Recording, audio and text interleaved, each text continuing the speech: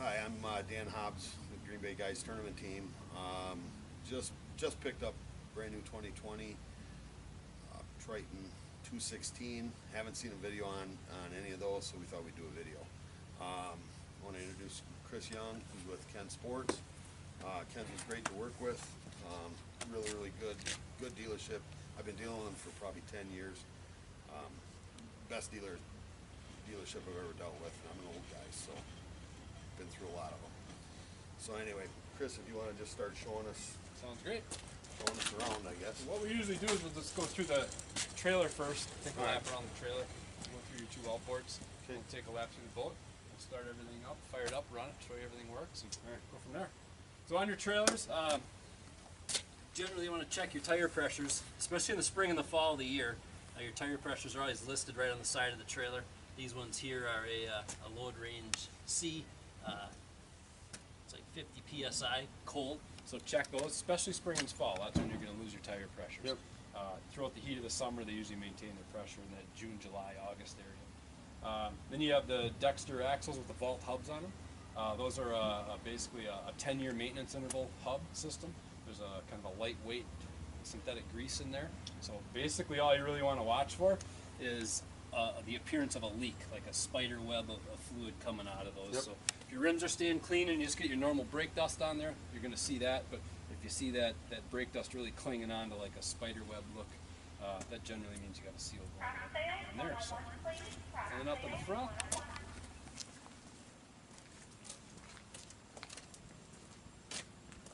trailer hitch, 2-inch ball. Latch this on at the end. This is the pin that locks the latch down. You got surge brakes in here. There's a cap here where your fluid is for the master cylinder for the surge brakes. Periodically check that and make sure. Then just kind of keep your eye peeled for any fluid leaks. And then there's also a swing tongue. The swing tongue has a safety pin underneath here. The main pin lifts up and out. The gator hide coating on here is, I'll be holding that on here pretty stiff. And the main thing to watch with the swing tongue is when you do close the swing tongue, you just don't want to pinch any of your hoses or wires underneath there. There's also the connector for your trailer harness for your lighting right there. Quick disconnect. Yeah, this is a pretty big boat. So, what is it, 20? I'm guessing almost 22 feet. 22 feet. But with the trailer, you're probably looking at 26, maybe. Yeah. Yeah, you can score some room in the garage with these swing tongues. All right, and then the surge brakes, basically how they work is the weight of the boat being hitched onto your truck, the weight of the boat kind of slides forward in this system. And it's just like the foot brake of your truck. It works on the same principle. Then there's this blockout tab here. This is basically for moving this around. Like we use a little Ford tractor to move these things around, and we don't have a 12-volt system on that tractor. So we use this blockout plate. We tape that in here. It's not engineered to stay in there on its own. You've got to use tape or a magnet to hold it in there. But this is just like putting a cinder block under the brake of your truck. If you can't push the brakes down, you got no brakes. So, so always keep that. I usually recommend putting this in your glove box of your boat though, because this is on a little rope here, and that rope will rot off over time. Ends up laying in the ditch when you truly need it. So then you get your safety cables and the round adapter for your trailer lights. And then there's also an electrical system on the surge brakes. It's your blue wire in here that's going to ignite or energize a wire that energizes a solenoid in the brake master cylinder. That's going to shut your brakes off basically for backing up, utilizing the reverse lights of your truck in that 12 volts. Real quick, for people that don't know, I've had a Triton for a long time. Every once in a while you'll blow a fuse, and so if you back up, you won't be able to back up. The brakes will lock up. So if that happens, it's not anything to do with the trailer. Check your fuses, because that's what it ends up being. A lot of times it is the truck, or the connection between these two, or a lot of times you have a directly wired round connection here, but a lot of them have an adapter with a flat 5 connector into those, and those adapters, they're made pretty cheap. I've seen a lot of them were the problem too. So. Well, first time it happened to me, I was didn't know what was going on, and I had to call you guys. Well, check your fuses, check this. Yeah, and that's what it was. Sure. So. All right, and then pretty simple bolt winch. It's actually a Dutton Lanson X1500 winch. They got a little decal on the side here. So any of the internal parts, as time goes on, if you wear something out in there, they have an awesome website. You can go right on, look the parts right up, get them shipped right to you real cheap. So Good. But simple thing, unload it a little bit, flip the switch down, then you got your play, and unhook under here, and you got your safety strap. Then you always want to make sure you hook underneath your roller. I see a lot of boats come in here for service and they're hooked over the top of the roller. It's not so bad to hook it over the top and pull it up when you're at the landing, but make sure you, when it gets a foot away, unhook, hook underneath there and get that back under there, because that's basically the parking brake for your boat on your trailer. In the event of being hooked up to your truck and then getting into an accident or a situation where you really got to get on the brakes of the truck, if that's hooked over the top, this boat could come sliding over, and this little slack here is going to give it enough momentum to really kind of not carry the load like it should on a winch post like that, fold it over, and then next thing you know, the truck's visiting you in the back of or the boat's visiting you in the back of the truck. So always make sure you're underneath there and latched in tight.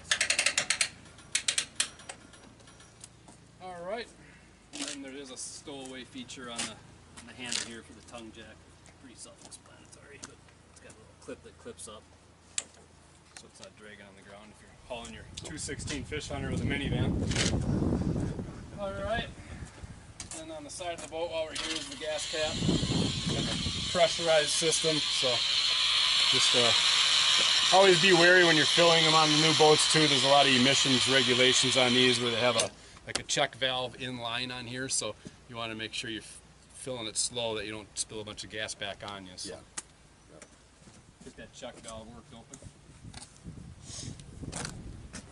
All right, and then the last kind of thing with the boat and the trailer in the back here is the boat buckles. To release them, there's a button here and here that says release. Just flip that forward, that releases them, unhook, they reel back in, and then bring them back out. Make sure the release button's in, pull them back out, hook onto your transom eye. Then there's a little lever in the back here. You pull that tab in underneath the handle to re-release the release buttons and crank it in. When you crank them in, you don't have to have these things astronomically tight. You just kind of want to get them taut. So, see a lot of people really cranking on them. The steel isn't that strong, and they don't have to be that tight. They just kind of keep the boat centered on the trailer while it's hopping around the road. So. All right, and one other little feature kind of hidden away back in 216. A nice little step ladder for boarding in the water. In case you fall out. In case you're after that real big fish. Alright, and then on the back of the boat, while we're back here, you've got all the holes in the back of your boat. This is where like the chrome holes are where like your live well and recirc pumps empty out, or the plumbing basically underneath the floor of your boat. And then the two screened ones are where the water gets sucked in from the lake to fill up your bait wells and live wells. And then the red plug on the bottom, that's your bilge plug. And there's a valve up in the boat that we turn left and right in the splash well here. Basically it says in and out. So when we pull it in, that draws it in, out, lets that plug out. So we do recommend keeping that plug out all the time unless you're in the water. So it's kind of the last thing you do before you're back in the water is boom, pull that in. And the first thing you do when you pull out of the water is pull that out. That keeps the whole underside. A lot of people depend on their bilge pump to do that for them. But remember, the bilge pump will always leave like a gallon or two of water laying underneath the hull. So not so crucial with the fiberglass boats, but like on an aluminum boat with the plywood floors, leaving that water underneath the floor rots them out pretty fast. Sure. Well, and that's a handy item. It's way better than the way it used to be. Oh yeah, it's kind of nice. All right. Now we can go into the big 300 here. There's an auxiliary trim switch on the side. Now it's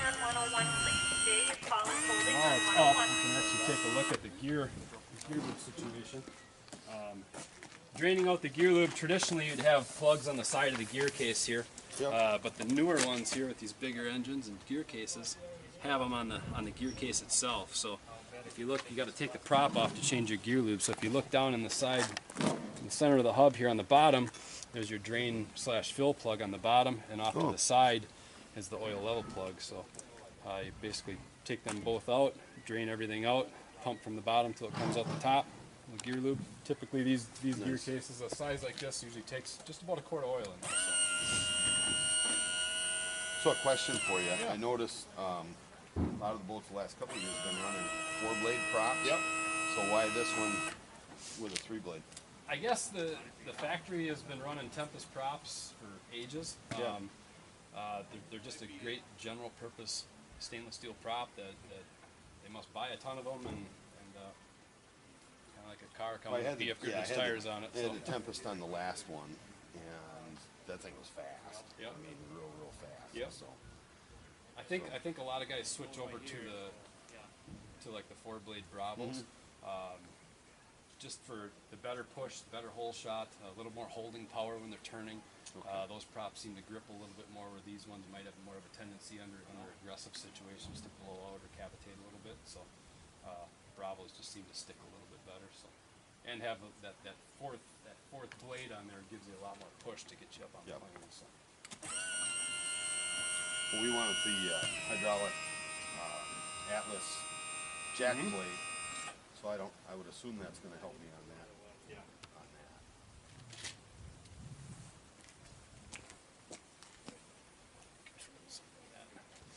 We'll go through that kicker quick. Yeah. That is one. Yeah, to deep it into the water. Okay. Man, that Mercury's big. Yeah. Holy cow. Who'd ever thought an Stand outboard next to it motor once. would be bigger than a guy? Stand next to it once, just to give you a size. It's way bigger than that.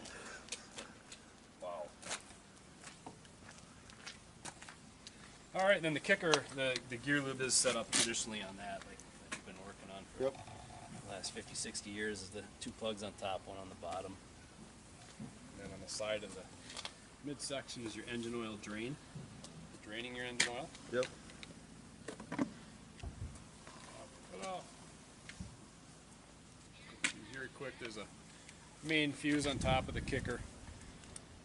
Your starter, your ignition coil in the CDI box, 2 spark plugs, your engine oil fill, and there's an engine oil decal. It's kind of universal from the 2.2s all the way to the 30 horses, but yours would be the 9.9, 27 ounces, so about 3/4 of a quart of oil goes in these. Okay.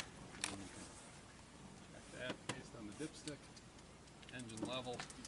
Best if you check them with a warmed up engine, but the kickers basically Mercury fills them right up. And we'll see something different on the bigger engines from the 60 horses on up. Brand new from the factory, the dipsticks are generally about half full of oil Oh. on those size engines, because that engine oil level actually kind of increases over the course of the season. With pressure. Moisture and fuel contamination from being fuel injected, short runs, a lot of guys running on the small rivers over here, like the Wolf River. Sure. They'll drift for walleye, so only starting these engines up a little bit, and you run them for 300 yards, you shut them back off. Well, the oil condensates then, it doesn't steam off the condensation, you don't run them long enough, so the oil level kind of increases, so something to watch for. All right, and then probably the most crucial thing on these kicker engines is they're kind of used seasonally for a lot of fishermen. So one of the things you want to do if you know you're not going to run these for about 3 weeks is turn this gold screw right out. You're going to want to contain the fuel that drips out of it, but this is going to drain your carburetor out. If there's no fuel in the carburetor has a lot less chance of gumming Yep. out. When you leave that fuel sit stagnant in there for a couple weeks, it starts breaking down and varnishes up the carburetors. And these smaller little engines are the most finicky ones. These big engines, when they were carbureted, them carburetors could be half gummed up and they still run okay. These tiny little engines, the kids' toys, stuff like that, always want to try and drain them carburetors out empty if you know they're going to sit for a couple weeks. And then keep good fuel in them. Yeah. And good fuel additives. And Mercury makes some of the best fuel additives on the market, in my opinion. So. That's what I've always done, is ran 100% fuel in the fuel additives and never had problems. All right, so we'll fire this guy up in a little bit, and then this one here is kind of a beast to get this this cover off. So I will actually just jump up there. I think. Part 101, please. Part 101. There's an access door on the top of this engine. Just press it down, and it pops open. And then there's an access to the engine oil fill and the engine oil dipstick. It's just a cable that comes out. So that's real quick and easy to get at. And it just has some beads on there instead of a flat dipstick. It's got a knurled area, and you can see where Mercury's got that oil, and they got it just over half. So there's room to grow in there for that oil level. Anywhere between these 5 beads from the bottom to the top is a safe oil level. Okay. So if you see oil right here, you're good. You don't have to worry. You don't have to top it off. If it gets below that, you'd want to top it off, and it gets above that, you're going to want to either change it or drain it down. Okay. Draining it down, if it grows above that, generally means you got a lot of moisture in the oil. Yep. So your best option there is to Just change it. change it, or make sure this engine rests straight up and down like this for 3-4 days so that water can separate out. All right. And that'll allow basically travel down to the side where you can drain it out. So now my break-in period, I need to have an oil change. How long? 20 hours. 20 hours. Okay. All right, and then to remove your cowl, there's a handle inside of this whole compartment. It's got a red button on it.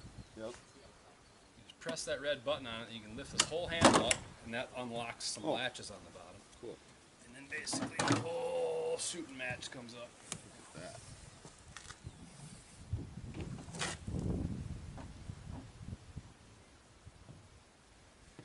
That is a beast.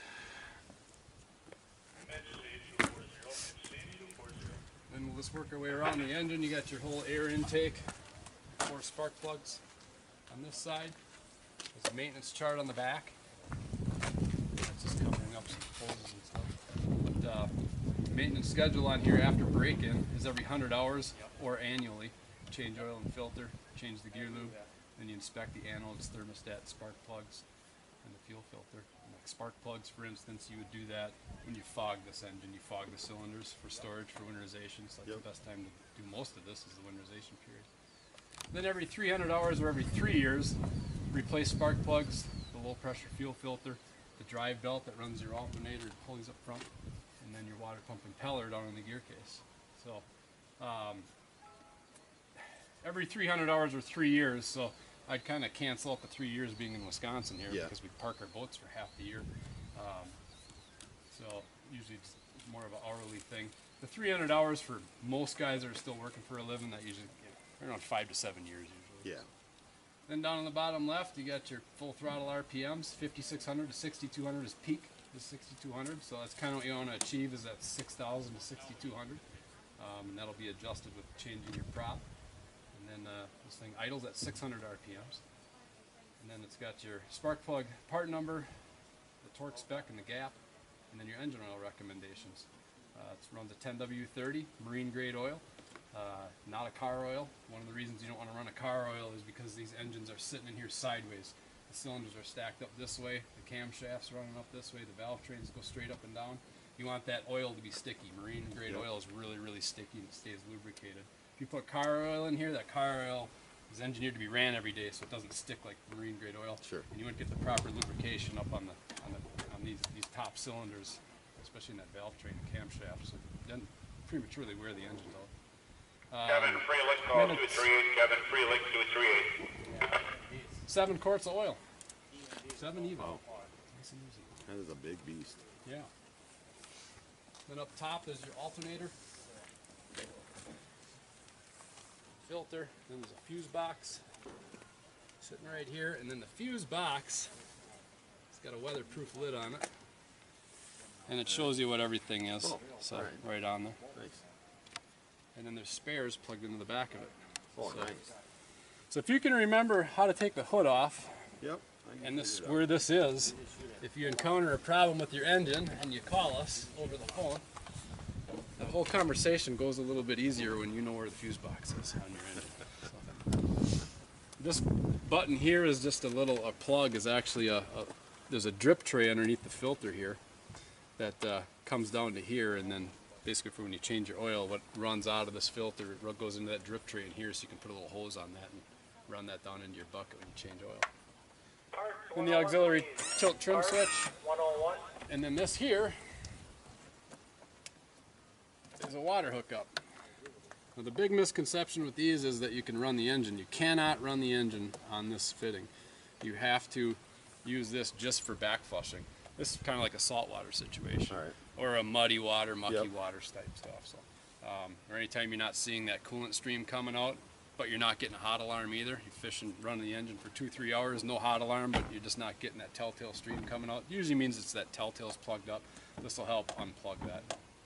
So you just hook a faucet up, the hose up to that, run the spigot. I usually pulse it. I'll turn it on and off 5, 6, 7 times so it gets that pulse of water. Yep. It'll kind of Pressure. shake that loose and then rinse it out.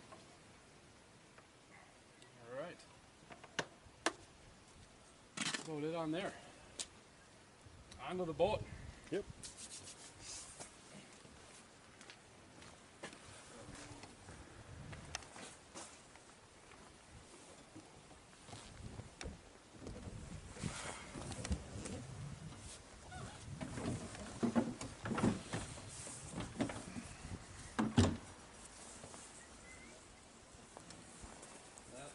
Just push it straight down, just make sure it's kind of level all the way around.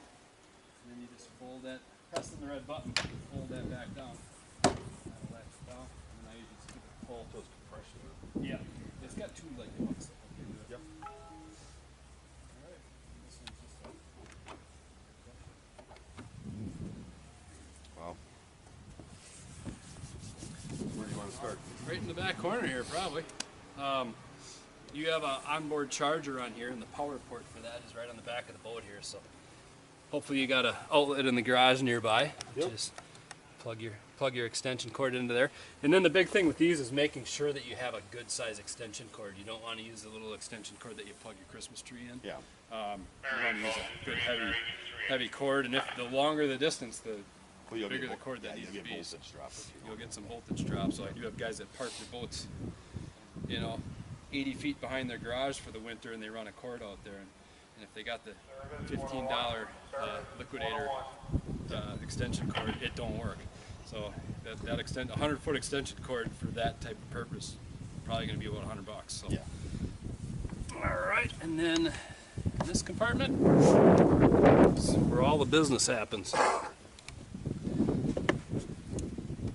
So you have a main battery switch, and then you've got a circuit breaker. And the circuit breaker protects your console on your right hand side. The whole row of switches that runs up there, your master power switch, your bilge pump, live well switches, the horn, the 12-volt outlet, that's all protected off of this one circuit breaker here. So main power, well, you got 2 different batteries too, so you can do off, 1, 2, or both. And then that's going to liven everything up there. That's off and on. And then this one over here is your trolling motor circuit breaker. So tripped would look like that. All right. And reset looks like that. And there's also a main fuse in the bottom here that's kind of hot wired to the and it says right on here, this one's the Mercury Mercury Clean Power. And then there's another one down here.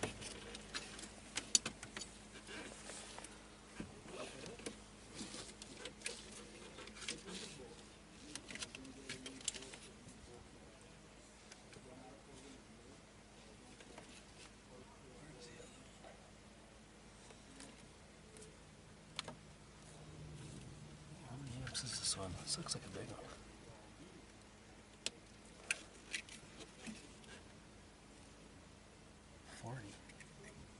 Service 101, service 101.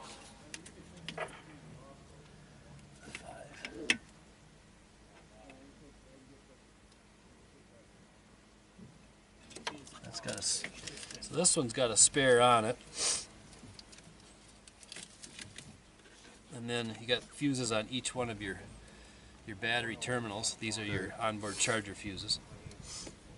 Alright.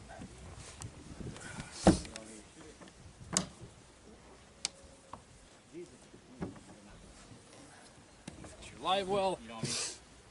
Live well's got the splash guard in it.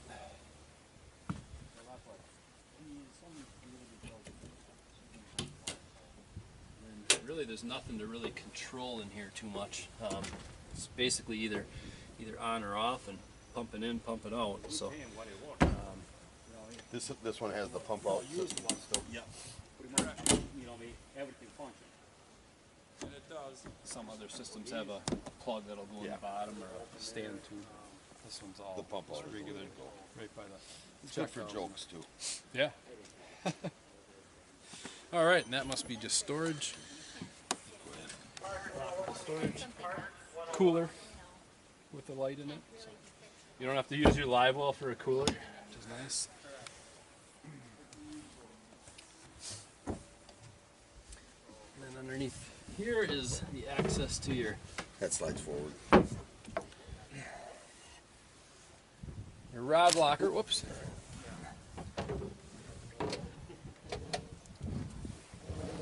With all your 3 trolling motor batteries in it. All 3 trolling motor batteries have the fuses on positive and negative for the onboard charger. I'll tell you, they really upgraded that. Yeah. Because now it's easy to get to. I mean, everything's right there. Yeah, it's nice when you can get at that and maintain the terminals and stuff. Yes. Keep Yeah. good grounds. That's crucial on trolling motors to Yeah. keep good connections there. That's how fires start on boats with Well, look trolling at motor the, wiring. look at the room that is in And this then thing all now. the room you got in there for your Yeah, onboard it's charger. You can unreal. see it nice. Tell if you got one bank going bad. Yep.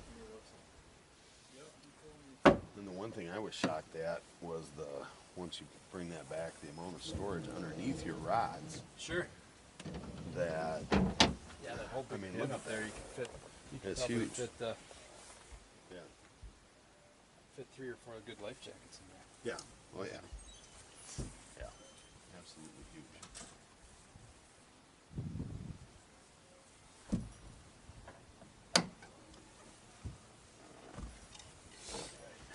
Starboard side. Even I can fit in there. Yeah. Well, let's try it out. No.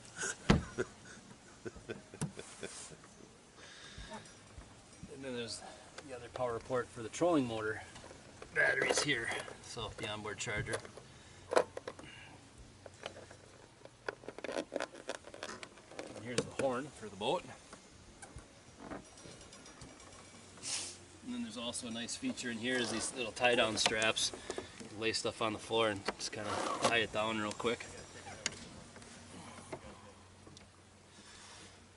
And a couple of the boxes for your Garmin that we installed. A lot of your the owner's information in the bag here. Some of the stuff, all the, basically any boat is a conglomeration of aftermarket parts, really. So, you got Atlas and Atwood and Springfield and everybody out of the catalog playing their part to make your boat what it is. So, so a lot of those companies have a little bit of their information in here. And a lot of the crucial stuff is what to do about warranty on some of it. Because sometimes, like your tires on your trailer, for instance, 99 out of 100, your dealer isn't going to have anything to do with the tire warranty, where you're going to call that company and they're either going to send you tires or they're going to send you to a tire specialist to get that stuff handled. So you always want to kind of go through that and stack those items up too. That being said, the same thing with Garmin, Lowrance, Minn Kota, especially the depth finders. When you're having issues with the depth finders, if they power up and work and you're experiencing some sort of issue, don't call your dealer. You call the manufacturer. All these manufacturers have an army of people that all specialize in it. So when you call their customer service, they're going to prompt you at what product you have, and it's going to get dialed right down, and you're going to be talking with an expert on that. So when you call us dealers, you're going to be talking to the guy who's shooting from the hip, who has a little bit of knowledge on all of them, and so you're better off going through them guys first, and then going to the dealer if they recommend going to the dealer. Sometimes they'll say, no, package that thing up and send it to us because we need to repair it. Don't even bother taking it to the dealer; it's be wasting their time. So, and then sometimes they'll say, no, get to the dealer. It's probably an issue that just needs a transducer replaced or something. All right, and then hidden inside here is your trolling motor circuit breaker. So it's the same exact breaker that was in the back there. And this one's basically just for your trolling motor wiring right here. So that's tripped. The only difference is this one's black and the one in the back was yellow. So this one here, that's tripped. Trolling motor stops working, check that first, flip that back in, and that's reset.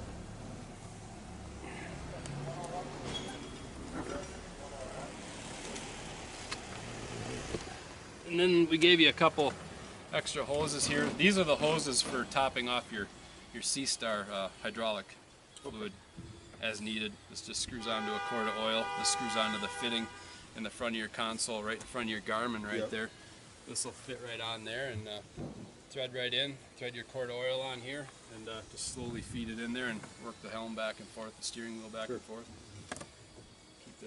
Keep the fluid topped off or filled if you got a leak and get you home. Because if the fluid's all gone, you can't steer. And then this is a cooler. And that's the cooler. Nice. Want to go over the helm real quick? Yeah. Lots of storage on this thing. I can't believe how much storage we have.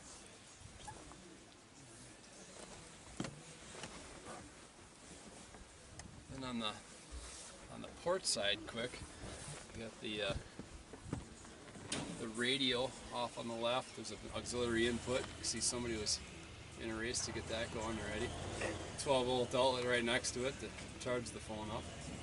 And then the lockable glove box. Glove box is huge for what I'm used to. That thing's a cavern in there. It's large, very large. All right. These open.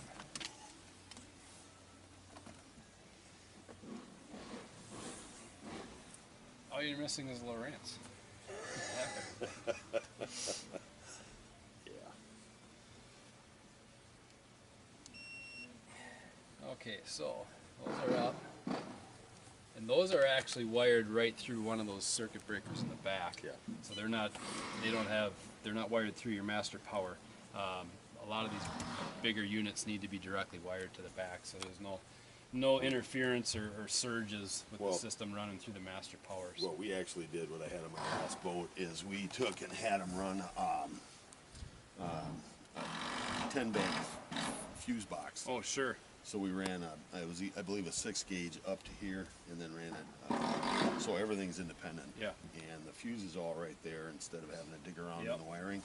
So all the fuses are right there. Yep. That's what I had on my last boat, and it worked out great. Yep. So that's what we did. So that's what we got on this one too now. Yeah. And then right to the right of that, instead of messing around with fuses for all these switches and circuits, now it's all circuit breakers. So if you're running through and you turn your live well switch on and you don't hear the pump running, that's the first place to go is right back here to check that circuit breaker, and they're all labeled there. So check that, you just push it in, you'll hear it click, and reset it. So sometimes, like, we're still in the spring here, so Yeah. you'll get fishing for walleyes and then shutting the boat down, and you got a little bit of water left in there, and that freezes up your impeller on your pump, and next go to use it and fill it up right away next time you're out, and that pump, Yep. pow, and it pops the circuit breaker. So that's one thing to watch. Then the Mercury ignition switch is up top. We'll run that in a little bit, but your master power switch will be the first thing. Power that on, boom, now this whole panel is energized. So the one underneath the ignition switch, you got the lights. So to the left we got navigation. Navigation's gonna light up your red and green stick in the front, candlestick in the back, and your gauges are all gonna run through that. They'll all be lit up for when you're traveling at night. And then if you go to anchor light will just be when you're anchored at night or after sundown. You want to keep that stick lit up. And then the next one down is bilge pump. It's simply on or off. That's going to pump the water out just on the other side of the anchor light out the back of the boat. Then you have live well, you have off, you got number 1, 2, and then both. And then you have a recirc. That one's auto and manual. So auto is going to run off a timer switch, so it'll run, it'll shut down for a couple minutes, restart for a couple minutes, and shut back off. Manual will run non-stop. And then you've got your pump out. That'll pump the water out. Your horn. In the back up top. You got the courtesy lights. So you got the box courtesy lights and then the floor courtesy lights. Those are all the round chrome bezeled ones. And then the box one would be, there was a big LED strip in that, Sure. in the port and the console side. So then you've got your well lights, which are in your live well. Then you've got your other recirc 1 here. That's recirc 2. And then you've got your bait well falling off. And then down on the bottom there's an accessory one. The accessory one's basically a free switch. It comes on most boats now. They'll have 1 or 2 accessory switches that are powered up off of the master power switch, where you can add on. You can hook your radio into that. Sure. Actually, it sounds like your radio is hooked on to Yep. number 1. So your number 2 spot on here is probably free and clear if you want to add something else in there. And if you want to have both of them on the radio and whatever accessory, like a LED light bar or a spotlight or something that you want to wire in direct, you can click it onto both. Nice.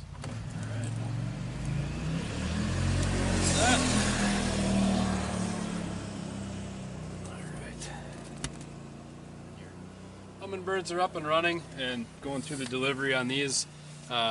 We don't really do too much as far as going through any of the functions and features on that. We leave that up to the customer to learn and understand what they bought on there, because we could spend the rest of the day going through all the functions and features Yeah. on these things. So Yeah, no, I've had hummingbirds for a long, long time. pretty amazing how that technology boomed in the last decade. Well, when you see the Garmin stuff, I got a live scope that's going on here, so That'll be fun. yeah. Basically, you hold in the power button on each one of them to shut them down.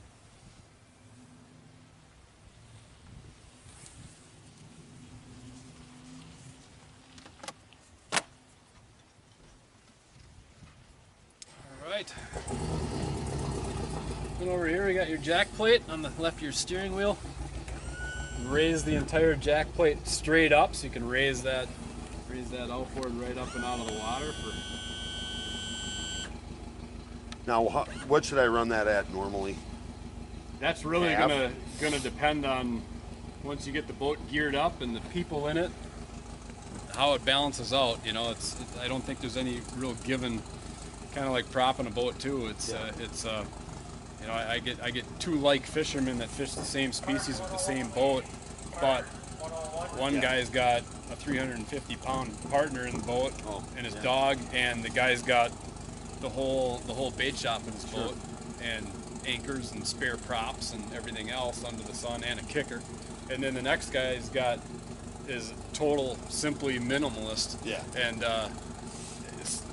it all changes, you know. So it's really just finding that spot of just trial and error and finding where everything ends up being happy. So I don't know. Basically, I always went off of I just wanted to find my maximum speed, Yep. my maximum RPMs, and once I could get that balancing out and where the boat handled good. Sure.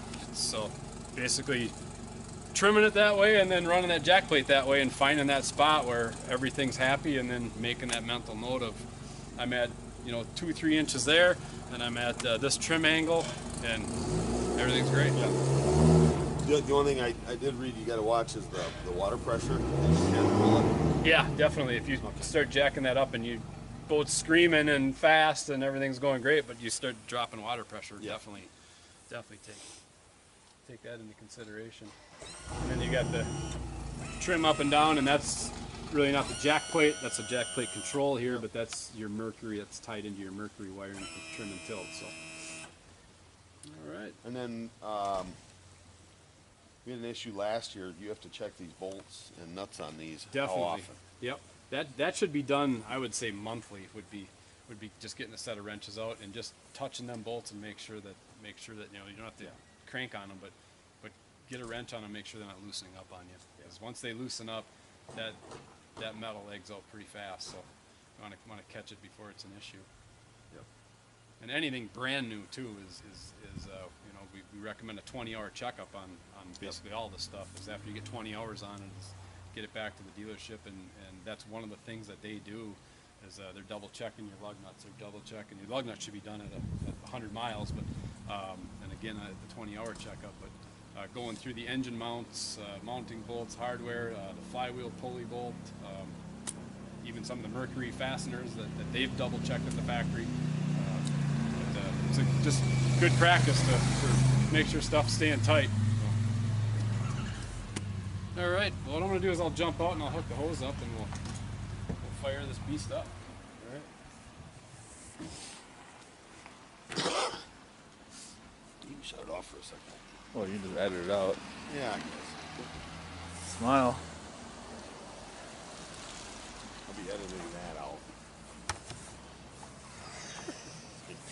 What if I don't edit that out? Oh, I don't care. Then what are you gonna do? Sales 101, Famous. please. Sales 101. Stop it here. Controls will be back there. There'll be a throttle only or like fast idle release button. Tiller handle. There'll be a choke control on there. This one here, everything's going to be on the remote handle. So what we're going to do to start these up cold is always push in the Mercury symbol. We're going to kick this forward. Now this is the kicker. We wouldn't want to do this with the big motor. Just that one. That one's carbureted. We can do this. So engage it with throttle only. So that's basically going to push the shift cables out of the way, and you can go forward or backwards. It don't matter. All you're doing is grabbing onto the throttle cable, and then I'll move it to where I feel that throttle cable is starting to pull. Yep. I'll give it just a little bit, and I'll pull it, and then we'll key it up. And this is also a push to choke. Oh, all right. We'll crank it over. Please. Sales 102.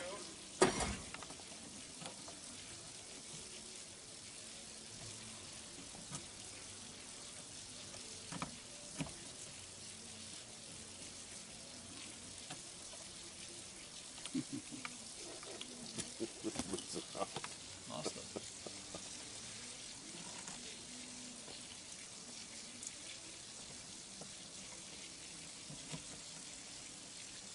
That little dog spinning there.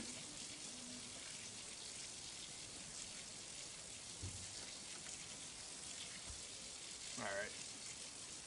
We'll crank it over, and then we'll push the key in, All right. and just give it that one burst with that. And you know, you hear it click on that engine when you do that. But we got this fast idle already engaged, so we're basically going to warm it up. I don't want to keep banging it with choke or hold the choke in on it. I want to get it going with some fast idle. Tap it one more time and accelerate it. I'm going to get it going up to a speed where it feels like it's running, sounds like it's running nice and crisp. We'll just kind of let it warm up, and we don't want to have it racing, but we want to have it running crisp. I'll start taking some RPMs away from it. Still runs crisp. Bring it down even a little bit more. So it'll actually warm up a little bit faster.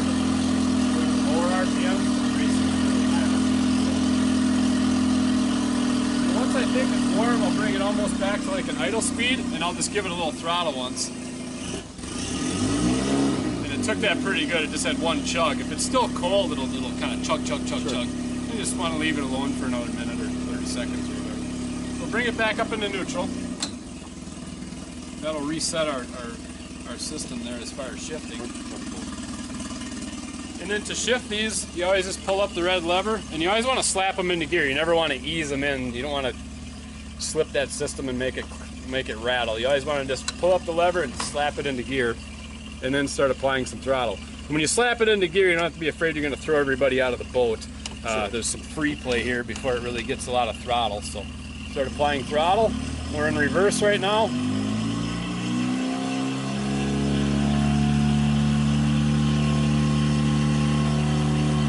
And braking in this engine is going to be 2 hours. I usually recommend like half throttle and under for the first hour. The second hour, 3/4, hour and a half goes by, start hitting full throttle and back out of it. Just varying the speeds a lot, not hitting it real hard, no real hard acceleration, and no trolling with it right out of the gate too. It's kind of the worst thing you can do with an engine is just like break it in your driveway on the hose. It's not under load, so you're really not doing a good job breaking it in that way. But just sitting on it and just run it. Vary your speeds, keep your hand moving on the throttle, and just kind of slowly stretch it out. Sure. That's forward. You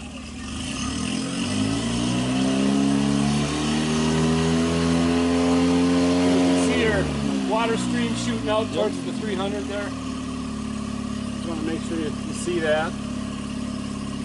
Sometimes if you don't see that, one of the quick tricks is just to throw it in reverse real quick and burst a shot of water at it with the prop. Sometimes you just wrapped up a lily pad or something on the intake on these. So. Then to shut them down. Gear off. There you go. All right. We kind of had this pre-primed before, but the primer ball here you would prime before you tried cold starting it. Yep. Basically, you just give that a couple pumps until it feels firm. About as firm as a Patriots football, and then you're good. Then one of the other tricks, if it's laying here and you reach back here and squeeze it, and it just keeps pumping and pumping and pumping, and it doesn't feel like it's priming, there's an arrow on here. Point that arrow up towards the sky, and then pump it. And that'll get that check valve wet, and it'll seal that, and it'll pump up a lot faster when that's pointed towards the sky than laying flat. If it's been laying for a long time, or that first time out for the year. So Sure.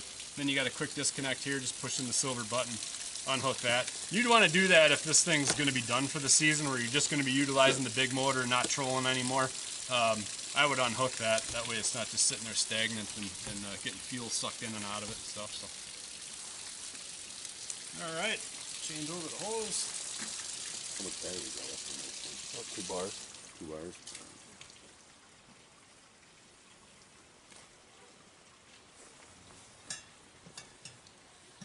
Well, for Big Boss here.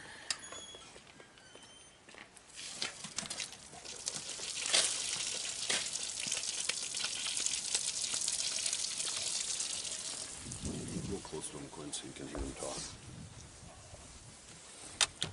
The main engine, there's no primer ball on that one. That one just has a main feed right straight in, and that's going to be just like starting your truck. When you key it up, you're going to hear the courtesy beep every time, and this is your kill switch, and if the kill switch is off, we still get a courtesy beep, but when we go to start it, nothing happens.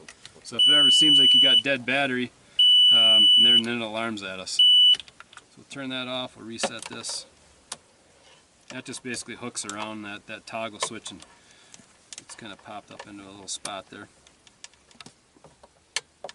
It's always the famous one when the kids are in the boat. They take these and wear them as a bracelet or something, and then I get a phone call, my new boat doesn't start.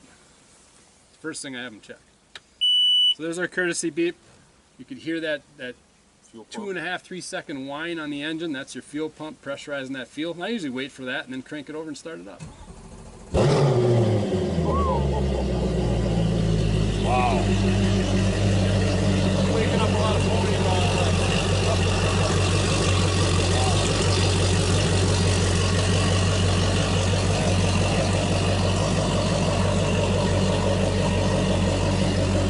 Wow.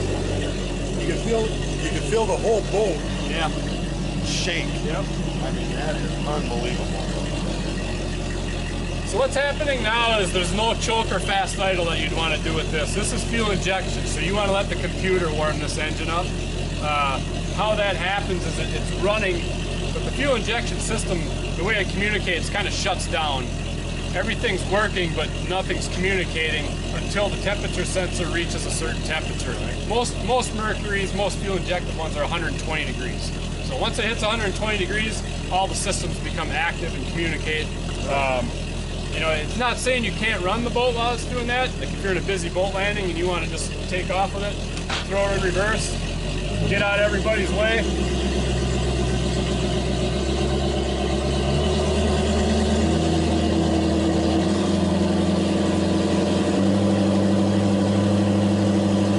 You pull her back into neutral. Sometimes this thing might shake a little bit. It might even stall right out. The higher horsepower engines don't do that, but if we would have done this with a 60 horse fuel injected, that would have conked right out and shut off. A 90 would have shaken.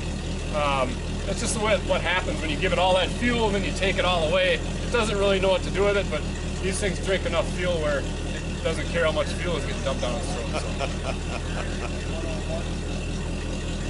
But if things do happen while you know that the engine's cold, I guess never panic. Just shut your key off, turn it back on, fire it back up. You don't get any alarms. It's probably just a glitch in the system where, not really a glitch in the system, it's probably just the system's not all turned on yet. So.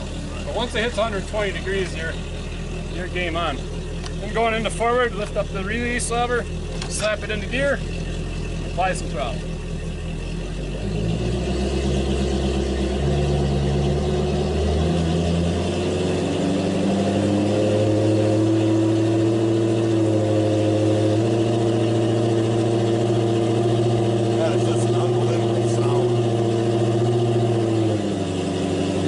tachometer over there.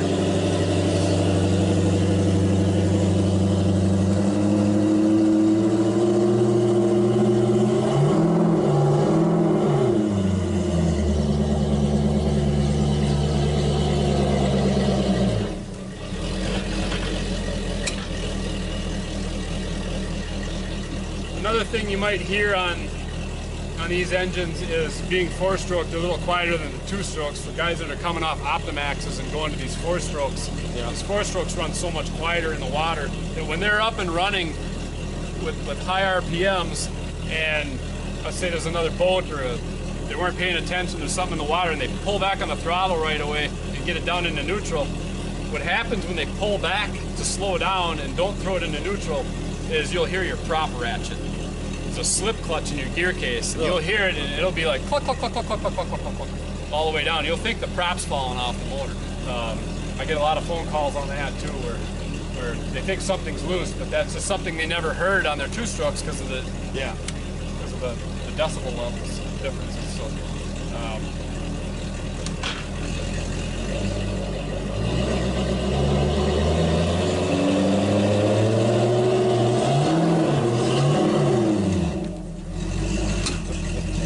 and breaking this one in is going to be 2 hours, kind of the same thing.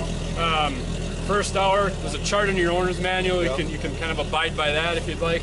But if you want to keep it simple, basically half throttle and under for the first hour, and then in the second hour you start getting into 3/4 throttle, thirds throttle, and under. Just keep this throttle moving as much as you can. Every couple seconds, just change that speed a little bit. Just keep working it back and forth, up and down. And then after about 1.5 hours is on it, you start hitting full throttle and back out of it. Up to that 2-hour mark. Once you hit that 2-hour mark, pretty much run her however you want. You start pulling some harder hole shots with it and pushing it a little harder. But early on, no skiing, no trolling with it. Don't baby it. It's a Mercury. It likes to get ran. But just kind of use your head, use common sense.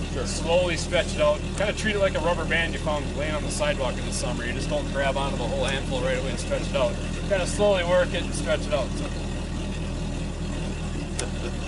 All right, and then at 20 hours will be that first checkup then, where we go through nuts and bolts, we change the gear loops on both of them, change engine oil and filter on the big one, engine oil on the little one, go through the linkages, cable adjustments, nut and bolt them, grease them, pull the props off, grease those. And just give them a quick once over, make sure everything's great and good, and up to par and back at her, and then at the end of the season is the end of the season or 40 hours. Yeah. That would be the next checkup on it. I can't believe the way that thing sounds. It is unbelievable. Yeah, it should turn your knuckles white when you get on her. So this boat, what do you think top speed is on this boat, the way it's set up? That I really couldn't even answer. Okay. I don't know. I'm just curious. I don't know what it's going to give you. It's going to be fun. Yeah. So you done? I think so. Unless Right. you got some questions. Yep. I got some hand stuff if you want. Yeah, we've got plenty of it inside too. You got to use it with today. Jay scored some at Hip stop now. Yeah. Yeah. That's